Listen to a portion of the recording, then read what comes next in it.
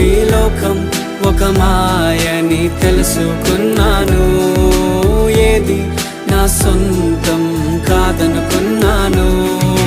తప్పిపోయిన కుమారుని నేనైతే నా కొరకై నిరీక్షించే తండ్రి నా యేసు. తప్పిపోయిన కుమారుని నేనైతే నా కొరకై నిరీక్షించే తండ్రి నా యేసు. ఈ లోకమంతా నేను వెతకినా నాకు లేదయ్యా ఎక్కడా ఆనందం. నీ సన్నిధిలో ఒక్క క్షణం గడిపినా నా హృదయం